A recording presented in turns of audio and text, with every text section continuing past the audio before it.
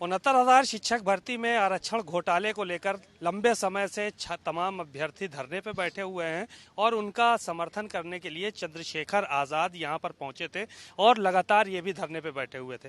Sir, क्या कोई किसी तरह की कोई बात हुई किसी से? आप भी यहां पे पहुंचे, कोई आश्वासन मिला अभी तक फिलहाल? तो मैं तो इस आंदोलन का एक सहयोगी हूँ। बात करने की जिम्मेदारी वो यहाँ के लीडर्स हैं, जो ये हमारी बहनें खड़ी हैं जो इस आंदोलन लीड करी, उनकी जिम्मेदारी। मैं किससे क्या बात करूंगा? मुख्यमंत्री को खुद सोचना चाहिए। घोटाला हुआ है, पिछले वर्ग आयोग की रिपोर्ट है, उन्होंने तय करके बता दिया। लगभग 20,000 सीटें हैं जो दलित पिछड़ों को छीनी गई है, उनका अधिकार उनको दे दो। क्यों इन बच्चों को परेशान कर रहे हो? अगर आप पिछड़ा वर्ग आयोग गलत है तो उसको बर्खास्त करो, या अगर आपका मंत्री झूठ बोल रहा है उसको बर्खास्त करो। तो पिछड़े वर्ग आयोग ने तो लिख दिया अंत में रिपोर्ट की उसमें कि जिन्होंने इस संविधान के आर्टिकल 14, 15, 16 का उल्लंघन किया है, आरक्षण नियमावली का उल्लंघन किया है, उन पर गंभीर कार्रवाई की जाए। किस पे कार्रवाई हुई? तो मुख्यमंत्री जी अगर वास्तविकता में योगी हैं, उनका चरित्र न्याय का है, अगर वो अपने आप को छल से भी ईमानदार समझते हैं तो इन बच्चों के साथ न्याय करें।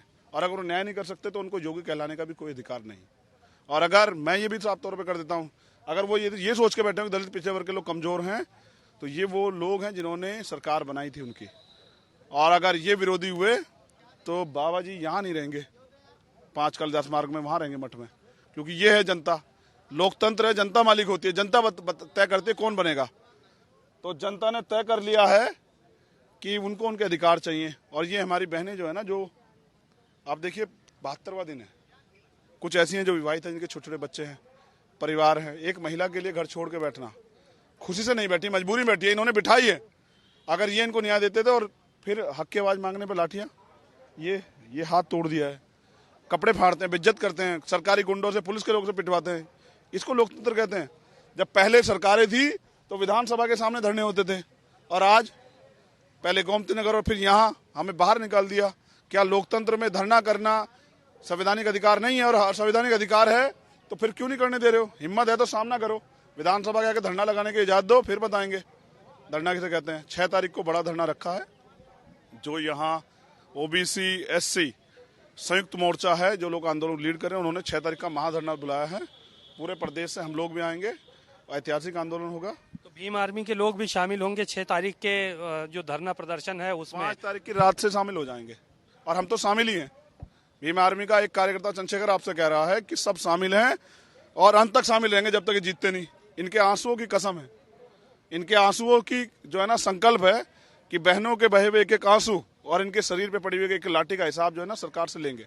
सरकार न्याय करे, वरना परिणाम लगता है ये 72-75 दिन हो रहे हैं बैठे हुए हैं, इनकी तो कोई सुध लेने आया नहीं है। हाथ अलग टूटा है, रो रही हैं तमाम बहनें जो है, इनकी बात कर रहे हैं, इनकी सुध लेने, लेकिन अभी कोई नहीं आया।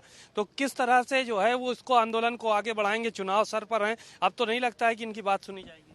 क्यों नहीं सुनी जाएगी भाई? किसका वोट लेंगे? भेड़ बकरी का लेंगे जिनकी गणना कराते हैं भाई। वोट तो नहीं का लेंगे ना दलित पिछड़ों का, या सिर्फ उन 15% लोगों के वोट पर सरकार बना लेंगे? नहीं, ऐसा नहीं है।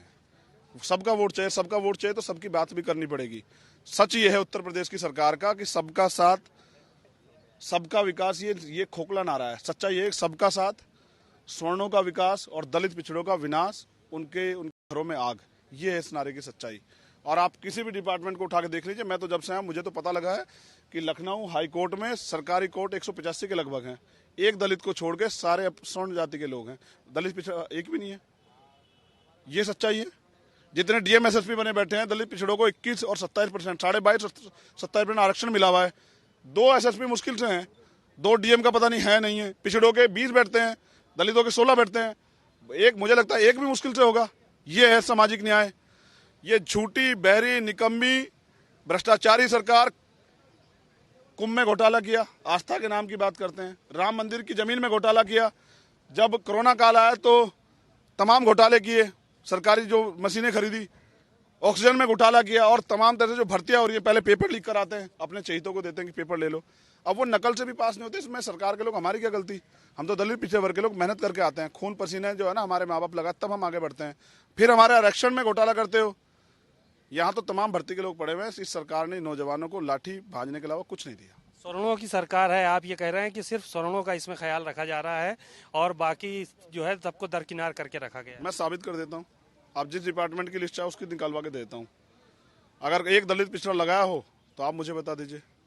अभी जितने जो है ना आगे आगे कुछ किसी को बनाएंगे, आप देख लीजिए। लेटरल एंट्री की थी सरकार ने, जो केंद्र की सरकार है, एक दलित पिछड़ा लगा तो आप बता दीजिए।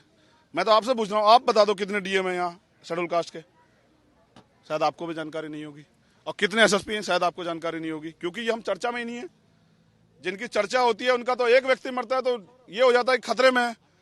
और हमारी रोज हर एक 8 मिनट में एक दलित महिला का रेप होता है, और जितना 100% क्राइम होता है पूरे देश में, उसका 25% यूपी में होता है। कहाँ चर्चा होती है? कितने मामले हाईलाइटेड होते हैं? हाथरस होता है जहाँ सब लोग लग जाते हैं, और ये 75 दिन से बैठे हैं। इनकी चर्चा रोज होनी चाहिए, डिबेट होनी चाहिए थी। इनको रोज पूछते कि घोटाला हुआ है, घोटाला हुआ, घोटाला हुआ, तो न्याय देने के बजाय मुख्यमंत्री लाठी क्यों बजवा रहे हैं? तो ये मुद्दा लेकर अब की इस बार चुनाव में आप जाने वाले हैं। चुनाव दूर है, ये जीत जाए लड़ाई, यही राजनीति है हमारी। विधायक एमपी बनना, चुनाव लड़ना है तो सबका सपना है। हमारा सपना है कि दलित पिछड़े वर्ग के लोग, उनके अधिकार मिले, उनमें भाईचारा बने और उनके जीवन में तरक्की, उनके दिन बदले। जो गुलामी और इतने दिन झील रहे वो खत्म हो। धन्यवाद। बातचीत के लिए शुक्रिया। आप सुन रहे थे चंद्रशेखर आज़ाद, जो कि यहाँ पे आए हुए थे। आज़ाद समाज पार्टी के अध्यक्ष भी हैं और बड़े नेता भी हैं दलित समाज के। यहाँ पर पहुँचे थे धरना प्रदर्शन में, और इन्होंने जो है वो साफ तौर पर ये कहा कि मुख्यमंत्री योगी आदित्यनाथ दलितों और पिछड़ों को ध्यान नहीं रखना चाहते हैं, उनके आरक्षण में घोटाले हुए हैं उन पे बात नहीं करना चाहते हैं। और जो चंद्रशेखर आज़ाद की पार्टी है उसके कार्यकर्ता 5 तारीख की शाम से ही यहाँ जुटना शुरू हो जाएंगे, और 6 तारीख को लखनऊ के अंदर इन अभ्यर्थियों के साथ एक बड़ा आंदोलन खड़ा किया जाएगा। कैमरामैन अरशद के साथ सीमा नकवी, भारत समाचार, लखनऊ।